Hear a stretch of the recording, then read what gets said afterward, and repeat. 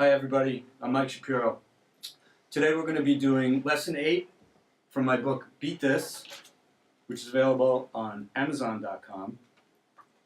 We're going to talk about a basic rock beat and how you play fills. I'm going to play the beat for you that we're going to talk about. It goes a little something like this.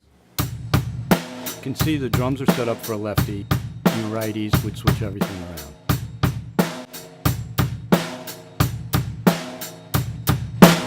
Okay, so basic rock beat, 4/4, straight eighth note rhythm on the hi-hat. 1 and 2 and 3 and 4 and 1 and 2 and 3 and 4. The bass drum is on 1 and the and of 1, 3 and the and of 3. And that sounds like this. 1 and 2, 3 and 4. 1 and 2, 3 and 4.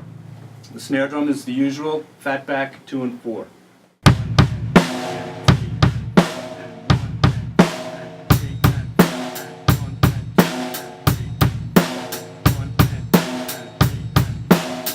In case you don't know what a fill is a little drum solo that is at the end of one section and sets up the next section. So at the end of a verse, you would play a little fill to set up your chorus. And at the end of the chorus, you would play a little fill to set up the verse and so on. Bridge, intro. At the end of each section, you would play a fill. They can be very simple, and I'm going to play some from the book right now. So if you have a book, which I suggest you do get a book, they're available on Amazon.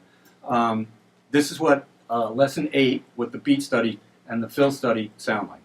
Here we go.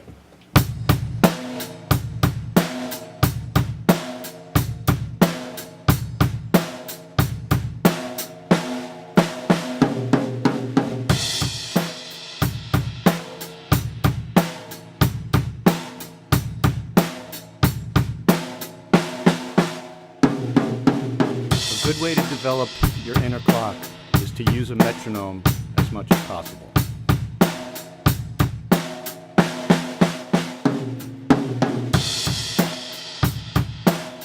To avoid potential train wrecks, try practicing the fills first and then inserting them back into context.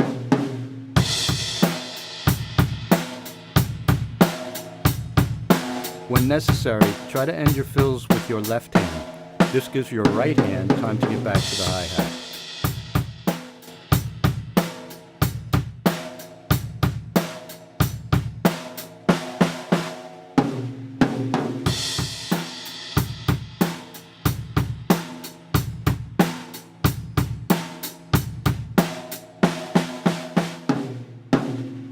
Okay, so those are the fills that are written in the book, which is Lesson 8. These fills are based on the reading exercise that comes before this. These are suggested fills. This is a way for you to practice how long a fill lasts when it comes. So I played, as written, I played 3 measures of beat and then a 1-bar fill, and that was repeated. Because a lot of the songs that you listen to, the sections of the song are usually based on 4-bar phrases, 8-bar phrases, 12-bar phrases, 16-bar phrases. So this is a microcosm of that. So you can learn and feel where a fill will come in by repeating these. But a fill can be as simple as one note, for example.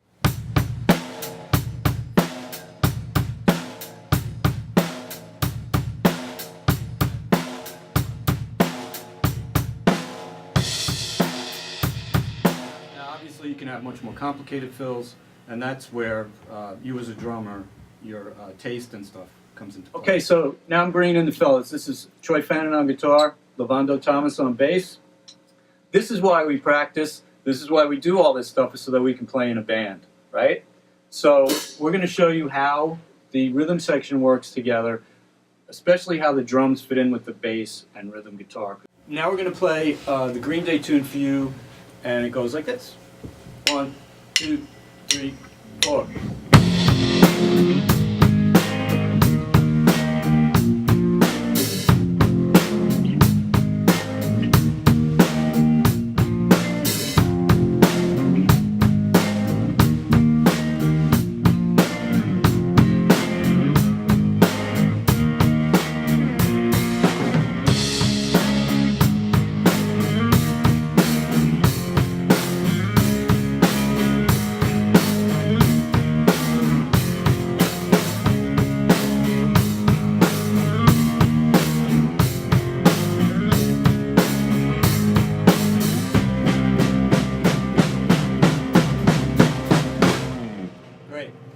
Okay, so now Lavando and I are going to play just bass and drums so you can hear how the bass drum and the bass guitar go together. Okay? 1, 2, 3, 4.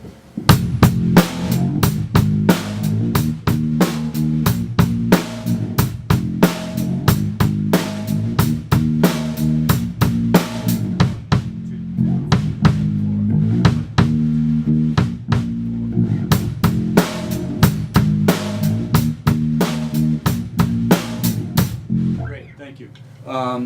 So you see how the kick drum, as they say now, and the bass guitar go together on 1 and 3 and. Now the rhythm guitar and the hi-hat kind of play the same thing. Troy, would you play your part? Yep.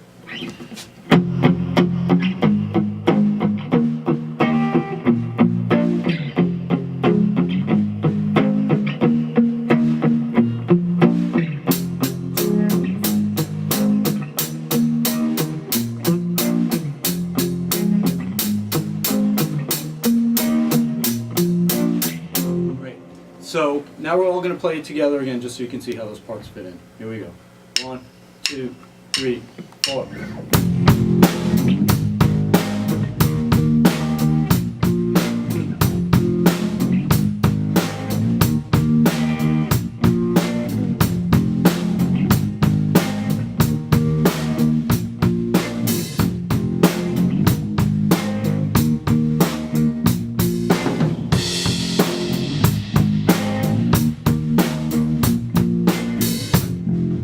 Thanks. So that's how that tune works, and you can see how all the parts fit together that way.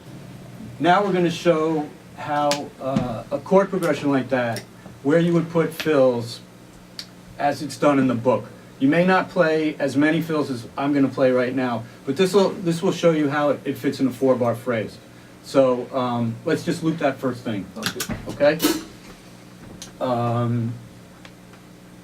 Yeah. 1, 2, 3, 4.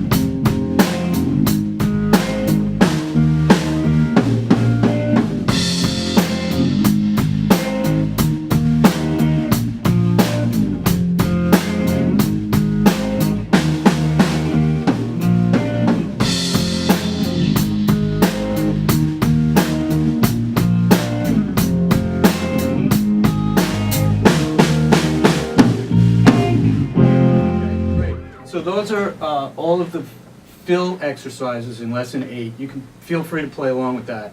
I highly suggest it. It's a great way to learn how and where fills fit.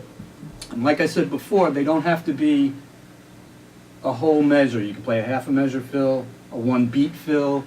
That's up to you. But to study how this works, this is a great thing to do, and repeat it over and over again so that you can get the feeling of even measures and putting the fill at the end of a 4th bar, because you want that to become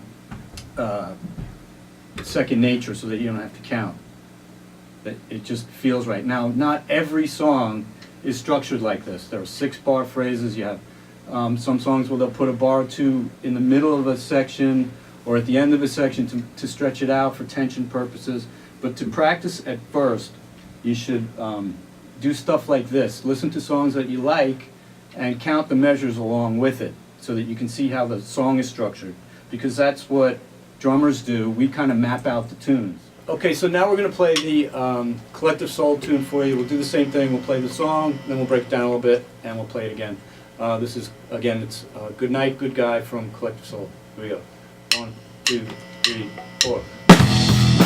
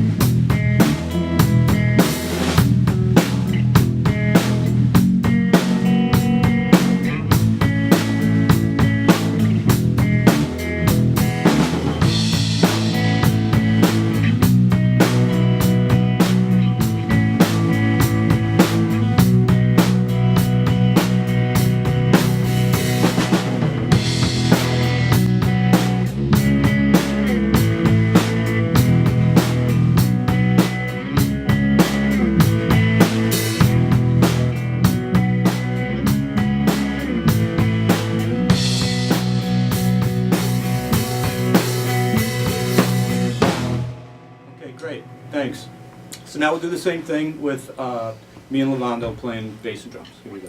1, 2, 3, 4.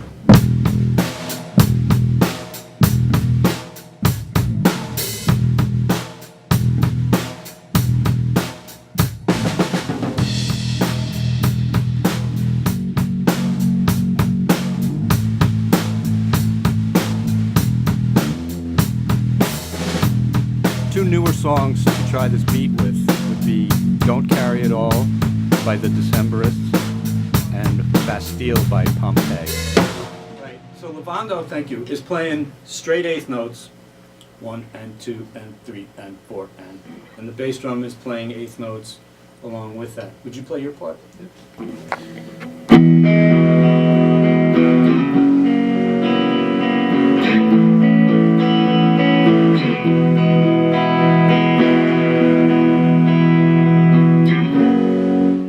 So and those are eighth notes too, and that's what the hi-hat is doing, going 1 and 2 and play with me.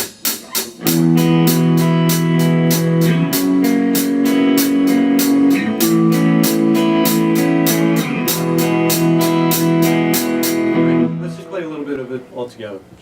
1, 2, 3, 4.